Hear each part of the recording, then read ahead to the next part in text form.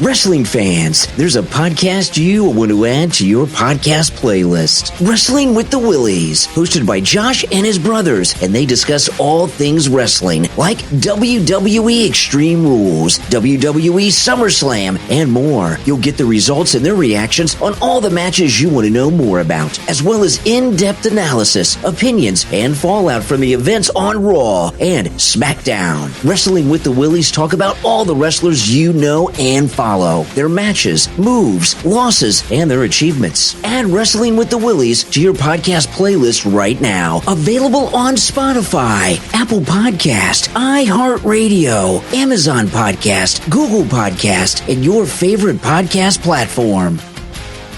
Welcome to Scream Creeps, the podcast where we delve into the darkest depths of horror cinema. I'm your host, Jeremy, and I'm here again with my brothers, Aaron and Josh. And today we're shining a spotlight on a film that sent chills down the spines of audiences and critics alike. Ranked as the 10th scariest movie according to Science back in 2020, The Visit takes us on a twisted journey into the unknown. Join us as we dissect the terror, unravel the mysteries, and explore what makes this spine-tingling thriller a must-watch for horror enthusiasts everywhere.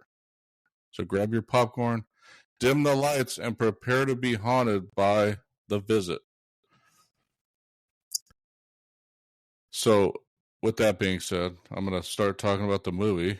Well, not really the movie, but the background of the movie. So, The Visit is a 2015 American found footage horror film that was written, co-produced, and directed by M. Night Shyamalan. And it stars Olivia DeJonge, Ed Oxenbould, Deanna Dunnigan, Peter McRobbie, and Catherine Hahn. The film centers around two young siblings, teenage girl Becca, that was played by Olivia DeJonge, and her younger brother Tyler, who was played by Ed Oxenbould, who go to stay with their estranged grandparents. During their stay, the siblings notice their grandparents behaving bizarrely, and they set out to find the truth behind the strange circumstances at the farmstead. The film was released in North America on September 11th, 2015 by Universal Pictures. It grossed $98.5 million worldwide on a budget of $5 million and received positive reviews from critics, with many calling it a return to form for Shyamalan's career.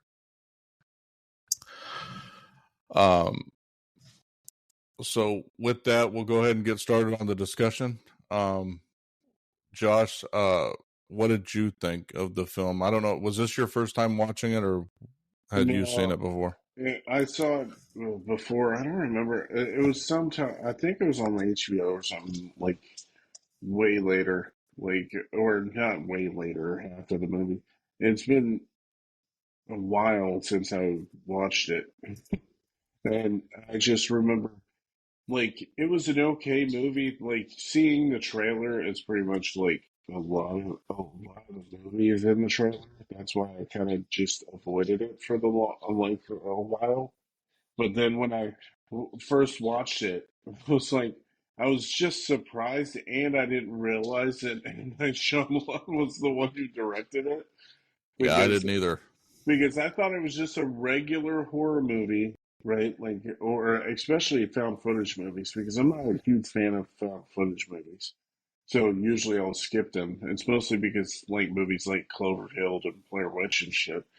But uh, I was not really interested in it. And then one day, I think it was just on the TV, like I had something on in the background, and it happened to be that movie. And then I was like, oh, and so then I watched it from the beginning, and I was pleasantly surprised just because it was different than I expected.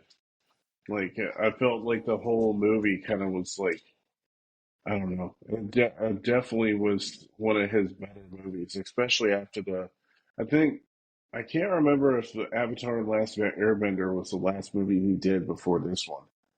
I think there might have been a movie before this one, before that one, but or after Uh, Avatar. But yeah, After Earth was the one before Oh, this one. okay. Oh, dude, I forgot he even did that one. I still haven't watched that movie. Mostly because so many people. Yeah, I didn't realize he made that one either. Yeah, But the like, Will Smith and Jaden Smith movie. Yeah, he made that one back in 2013. they did two kind of stinkers, and then Yeah, he came yeah. back An with this one. interesting part about that is he funded this movie by borrowing $5 million against his house. Wow. Yes. Yeah, but So that tells you. he wrote and directed this one, didn't he? He directed, wrote, and produced it, Yeah. along with help from Makes Jason Blum, because it's Blumhouse Productions. Okay. Makes sense. But I noticed the things that he writes.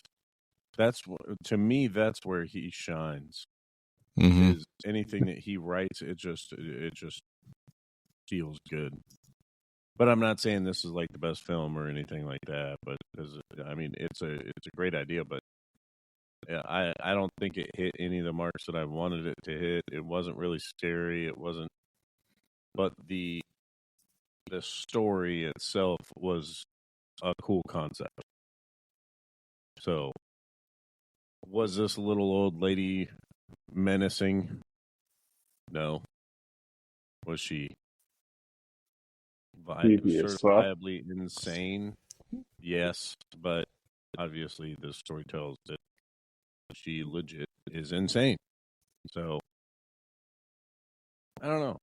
It was just kind of meh to me. Well, it's like the standard M. Night Shyamalan film, though. It kind of goes, and then there's an ending that reveals everything. Like Sixth Sense was like that. Yeah. Like you're supposed to pick up The on Village, stuff, too. and you pick up stuff throughout, but then it's a final payoff at near the end of the movie, and it's like that with all of them. Thinking like, why did during watching it, I'm just like, why did she cover the camera on the laptop and not the other camera? I just didn't put two and two together. I was like, I didn't think they were going to be FaceTiming on their computer or anything like that, so I just didn't. Especially, it's kind of hard to do it on a cruise. I mean, if you pay the extra money, I assume, but like that they were FaceTiming on a cruise, I only say that because of experience, but yep, they had Wi-Fi. I don't know. Yeah, I know. It had to have Wi-Fi. Onboard Wi-Fi. It doesn't happen over intercoastal waters, so yeah. But yep. So, what about you, Jeremy? Did you even like this movie? I did. I always have. But it was more. It wasn't scary to me. It was more, like Josh said, creepy. Like that woman, especially when she projectile vomited at that part. It was like, what? It's like, you're just like, what the fuck? Walking through your puke like nobody's fucking, what? Yeah, and then like just the way she did shit to the camera sometimes, like near the end when she yelled Yahtzee into the camera after eating the cookies really fast. It's like she played the role brilliantly, man. Yeah. I mean, eating the cookie rolls. Yeah. Because it's like, if anybody was certifiably insane, they would act like that. And that's, again, it's like what we talked about before, was that I like the ones where it's an accurate depiction of shit that would happen. Like someone that would be like that would do these things. And I was thinking about it, why they're what acting is, right? Yeah. So she just played the role really well. Yeah. Yeah. So, and that I was thinking about it too, is that the bedtime had to be 9:30 every evening. They never talked about it, but I bet you that's when they went to bed every night in the hospital. Like it was like like you don't leave your room, so it was ingrained in them. So like they're locked up basically at 9:30 every night or whatever. So, but yeah, the dude was just, you could tell there was things early on they kind of alluded to when he just attacked the dude for looking at him. and stuff like that. But the kick, obviously you don't find out until later what the true pickup is. Like, it's not that was one of the best parts to me, was those aren't your grandparents. Yeah, I It's remember like, when I saw that shit. I was like, it's, dude, that makes total sense. yeah. Like, And, especially you would be fucking freaked if you were in well, that situation. Like, one that you'd be seeing the grandpa like shitting himself and all that shit, and you're like, oh, that's not your grandparents. You're like, fuck, I need to get out of here like now. well, yeah, and like I was saying, you wouldn't know because you never saw your grandparents. Like, that's the whole crazy part about it, was that, you would think the mom had never seen the grandparents in so many years, but she would just send the kids off Yeah, without yeah. there's a a lot of precautionary measures that would have been taken. They wouldn't have just sent them off. Like, I mean, you've never seen your grandparents before. Here's a picture of them. Yeah, I know, right? Yeah. So to know you're going with the right people, like, yeah. So that was the one. If I would say there was any plot hole, it was that. Like, I don't know, as a parent, that's what I would have done. Like, if I had never seen, like, if I knew my kids had never seen their grandparents before, I would show them what my parents look like. So they would know, like, when they showed up at the airport, they're going with the right people. But, I couldn't imagine what that was like, growing up as a child, not knowing what your grandparents even looked like because your mom doesn't talk about I know. That's like, what the fuck? Like, sure, you had an out with your parents or something like that, but you didn't talk to your children about, this experience you had with your mom or your dad, and mommy, what does grandma look like? I don't have any pictures of grandma because she fucking hates me. Or that you don't hear about that until the end of the movie. Yeah.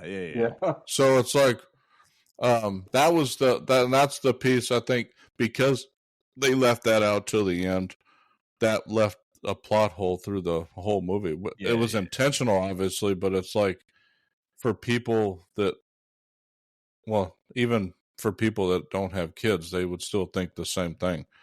Like, what? They're just sending the kids off, I not wouldn't knowing even be who okay they're. with if I had children. I wouldn't be okay with sending them on a plane or a car to especially if you're without dropping them off myself.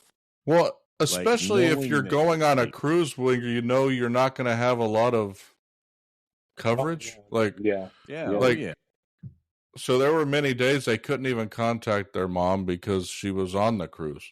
So it was like, anyways, but overall, like, if that situation happened, it would probably go down exactly like that, except for that piece. I don't think it would have ever gotten to that point in real life. Like, they would have seen them and, wait, you're not my grandparents. That's what really would have happened.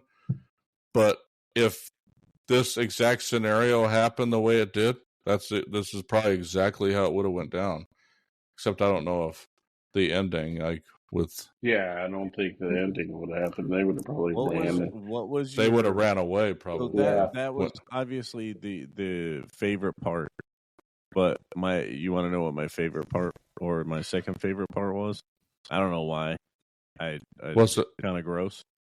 Was it the part where he smeared Tyler with the diaper? Yeah, that's... Dude, he's like, I thought he was like going to go throw it away. He was just like taunt him or something like that. But he turns back. I bet you that was an improv scene. Yeah, I bet. Puts in his face. I'm like, oh damn! How you gonna do that to him? Oh shit! Literally, shit.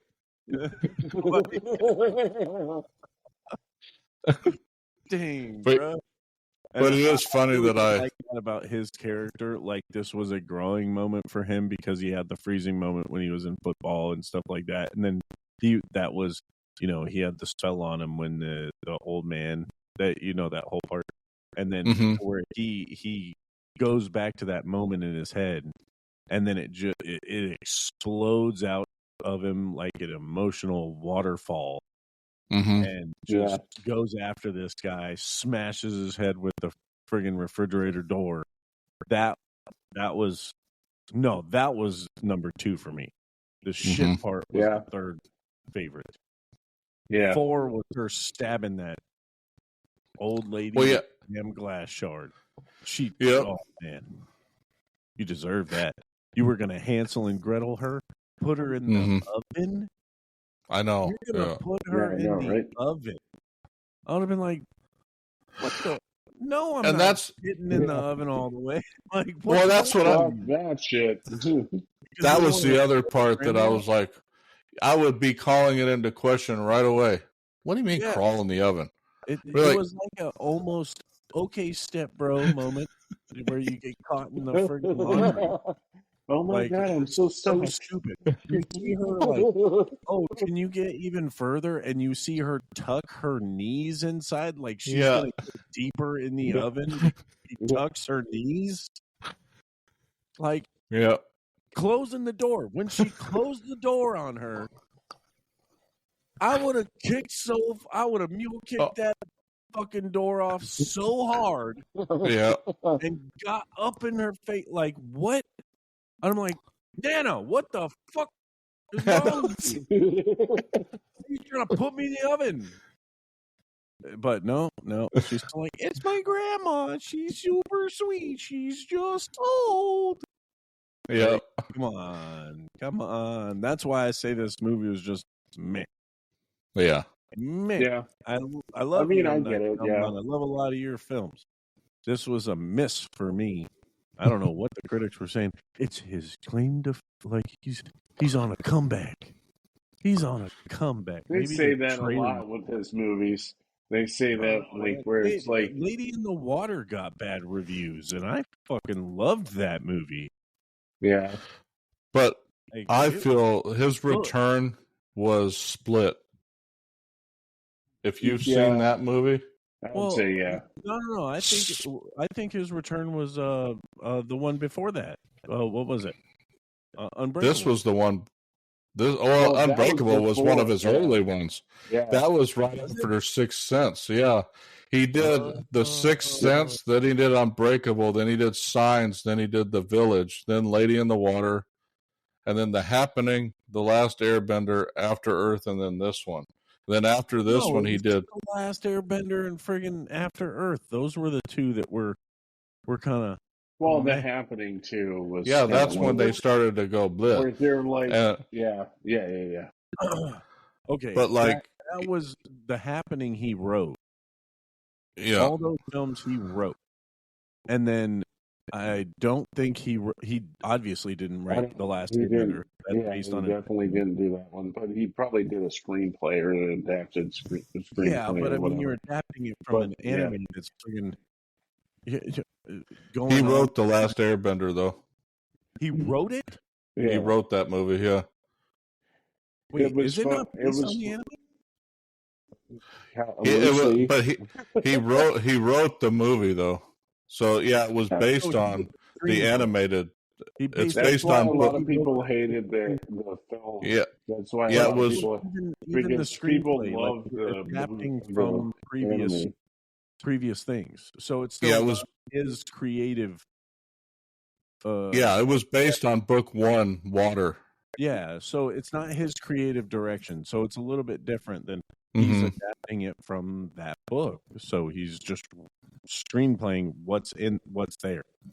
I can't say anyone would direct that and be like, oh, it was amazing. But The Happening he wrote. Yeah, that was the last one.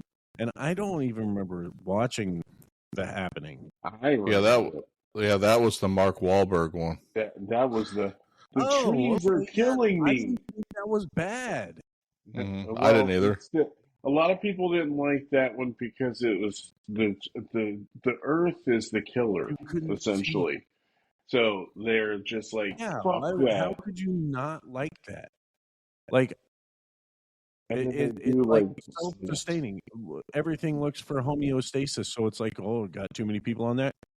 maybe I need to dial this back a little bit. It was a totally believable story, and it was creative. The way that it was the plants reacting to everyone around, and it was sending Well, I think poisonous. it was kind of like a combination of that and probably idea. how Mark Wahlberg acted in it, maybe like a combination of both. But I I didn't mean, think he was I bad in the don't movie. know. I didn't find it to be Mark bad. Wahlberg, Yeah, Mark Wahlberg in almost every yeah, movie that and to me, pretty and much. Yeah, like so he's mostly the same character a lot of Yeah, the time in his I movies. was just gonna say the same thing. That dude has almost been the same character in every movie he's been in, well, I don't want to say that. It's just his tone for is the most part. yeah, but Yeah, it's not saying his acting is bad, but he's Mark Wahlberg. Yeah. He's Mark yeah. Wahlberg. So Mark Wahlberg, the most diverse from that wasn't like how he is now is Renaissance Man, Mm-hmm. and that was one of his earliest roles. But it was a very different character from the things that he plays now. Well, the different character was his very first movie when he did Fear. That was his most yeah, no, that one diverse I one. did, yeah. yeah, I did not Yeah. like that movie at all. Yes. I hated that movie when I first watched it. I was like, God, this movie's god awful. But I mean, it's mostly like I just didn't understand But I mean, like that's the the movie hype that around made it him and too. shit. So Yeah, it's understandable because he acted his ass off in that movie. But personally, I just hated the movie or disliked it, I should say. well, and I say that Renaissance Man was his first movie. Fear wasn't. Renaissance Man was. Oh, Right. really? That's what I Oh, thought. That's Yeah. I thought Fear Yeah. was his first one. I honestly, I really like that movie. So Yeah. but Yeah. Renaissance Man came out in '94. I don't remember ever watching that movie. I don't think that's the Al Pacino movie, right? Where No, he's that's looking- the Danny DeVito one when he Oh, played the. he's in the military. He's playing. Yeah. He's an educator in the. They have to grade. yeah, I don't think it. He was taught don't literature remember to. ever He watching was a advertising executive, and he taught. He was teaching literature to the army recruits. So, I don't know he- if I've ever watched it now. but yeah, I don't he- think it's nothing movie. like. Really good movie. it was a while Yes, ago, the name but sounds familiar, but I just don't know. but I remember. Yeah, I remember Gregory Hines from that movie. Mm-hmm. Sergeant Cass. That's who I remember. There were a lot of people in that movie. Ed Begley Jr. was in it. Kadeem Hardison, for all those people listening that watched A Different World, he was in the movie. Oh, okay. That's like I was trying to. I know I've heard the name, so I was like, "Hold on, what was he from again?" Yeah, great. But movie. yeah, But anyway, what we were getting or talking to before was the M. Night Shyamalan thing, like him, like coming back. I would agree with you if Split came after those two, then yeah. Split was one of my favorite movies, and unless you really point out, or if you really, because Glass followed it. Sorry. Glass followed it up, and you have to watch all of the movies to understand how that one falls into it. But Yeah. that was a great movie because you don't realize it was a cool concept. That all the entire series of those, I thought they were great. I thought they were well, yeah. You don't realize I'm trying to get Elaine to watch it. It was one of my favorite movies that he's done, and I think it's because of what's his name's performance in it.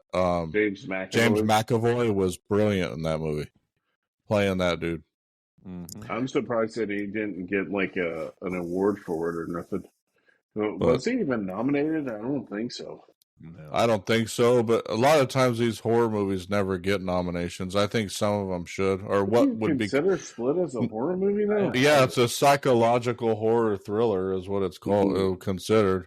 See, I understand thriller, but like, yeah, I don't know. I guess they consider thrillers in the horror genre. I guess. But I guess when Split was coming out, I already knew it was part of the Unbreakable series. Like, I already knew that it was gonna be that's an adversary for his character. So I didn't know it was going to be glass that comes out, but I knew it was in the same realm. So I didn't consider it horror. I just considered it like the villain. Or one of a villain, yeah. But yeah, I think you had the movie Old that came out.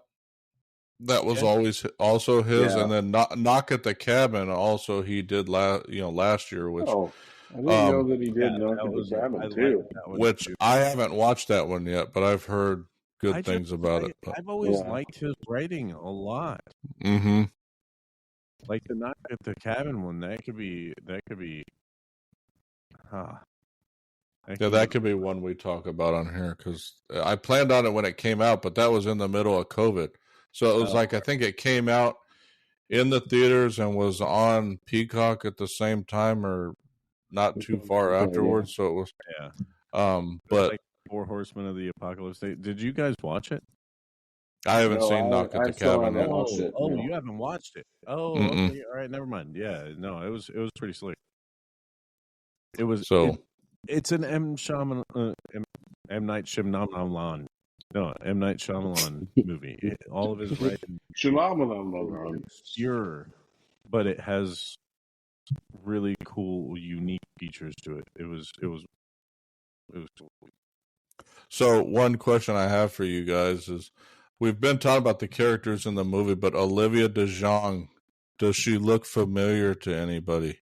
No. Not really. I mean, have you seen the movie Elvis? Mm-hmm. Oh, what, the new one? Yeah. The one that just came out like last year or something? She's the one that played Priscilla Presley in it. Oh, really? Mm-hmm. Shit. She grew up a little bit. So yeah. I would have to watch it again. I wouldn't have thought that was her. So I figured, I knew you had seen it, Josh, because you were going to review it for the website. That's why I was asking if she looked familiar to you.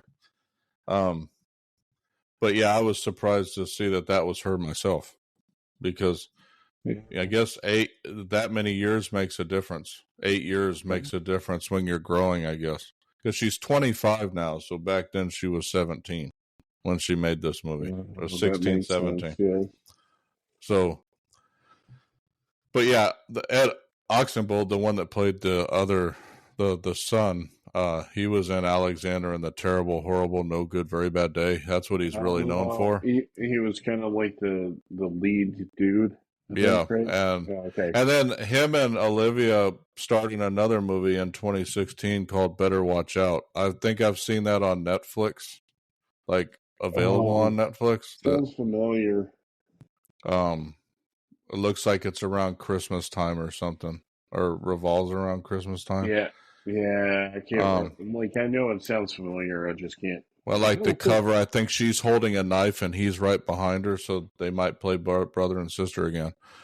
But for that, I'm gonna give the stats for this, since we go over this every podcast.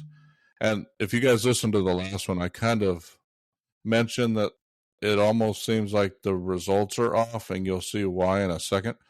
But as is customary, we talk about the average resting heart rate. So in the study, the average resting heart rate for everybody in it was 65 beats per minute. The average movie heart rate for the visit was 79, which puts it, obviously in a tie with The Ring from last week. Now, the highest spike, it says, for this movie in the results I'm reading was 100. And this is where I was like, if you guys recall, if you guys listened last time, The Ring highest spike was 107. So I don't know if they typed, or if the result in here is wrong, like it's supposed to be higher than 100. Yeah. But if that's the case, it should have been at 11 versus 10, and The Ring should have been at 10. Well, the average also is dependent on how many people had averages of over 100. So it would really depend. Like, let's say, if there was more people, there's 100 people in it. Okay, the average heart rate is 70 something, but then in The Ring there was only 5 people that had 107. That was the top, but there was only 5 people, it wouldn't bring the average up. This Well, yeah, one, but I'm just 10 looking at that had I'm just 100. looking at the results, and that's how it has structured throughout. Like, Yeah. so if like at 77, right, we had 4 movies that the average resting heart rate was 77. So Exorcist, its highest spike was 92. At 16, 28 days later, the highest spike was 95. At 15, Texas Chainsaw Massacre, the highest spike was 98. And at 14, Halloween was at 101. So that's why it placed. So it's just trending. So, up. yeah, Okay. so like this, The Ring, based on what I'm looking at, Yeah. The Ring should have been at number 10, and Visit should have been at 11. 11. Yeah. Yeah. So they just must have Yeah. it was reversed. Yeah, so that's what I was referring to. If you guys listened to the last episode, that it looked weird to me. Interesting. But I don't know if I have anything else to say on The Visit. I think we talked more about M. Night Shyamalan in this one than we did the actual movie. Yeah, because I think this was definitely it's a good M. Night Shyamalan movie, but I would prefer other ones. But I would say check it out if you have watched the other ones too. Yeah. But yeah. So with that being said, coming up next week at number 9, it's going to be the movie The Descent. And then followed up by the week after, it'll be The Babadook. And then we'll have to think about what we're going to do at number 7, because number 7's The Conjuring 2. And for fans of the podcast, we actually already talked about that movie ages ago. I'll probably during that podcast, I'll mention that, but I'll mention the stats for The Conjuring 2 and say we're going to, or something to that effect, because just to see that how it, follows a path. But that one I don't remember what we were talking about doing for that one, but we'll decide what we're going to do at number 7. I think that might be what it was. Yeah. So we probably will talk about doing A Quiet Place 2, or maybe even Knock at the Cabin or something like that. But, but since A Quiet Place 2 is on later, studies, so for 2021, I think it pops at like 8 or 9, I think. We'll probably do A Quiet Place 2. Good. So Babadook is one of the only ones that I haven't watched on here. I think there's only a few more left. There's a bunch in the top that I haven't watched, actually. So I know Sinister was I've been waiting to get to these top movies. Yeah. Yeah, I've seen about half, but the other half I haven't. So in the top 10, actually, or top 9. What we're going further. I don't know if I've ever seen The Descent. I definitely have not seen The Babadook yet. Oh, I definitely have watched The Descent. I own it. It's really good. Oh man, it's a really good horror movie. So with that being said, that's what you can expect in the next episode is The Descent, followed by The Babadook. But I hope you guys we hope you enjoyed this podcast. If you guys enjoy what you're listening to on not only this podcast, but any of our other ones, or enjoy the content on our channel, and you haven't liked and subscribed to the channel yet, feel free. And hit that bell so you get notified when our new videos come out, because they're going to be coming out all the time. I mean, there's going to be we're going to probably get to the point where there's one every day almost, it seems like, coming out on the channel. So, but for all of us, hit the Heart of Geek. I'm Jeremy, and I'm here with my brothers Aaron and Josh, and we hope to see you in the next episode. Have a good one. Love you. Bye.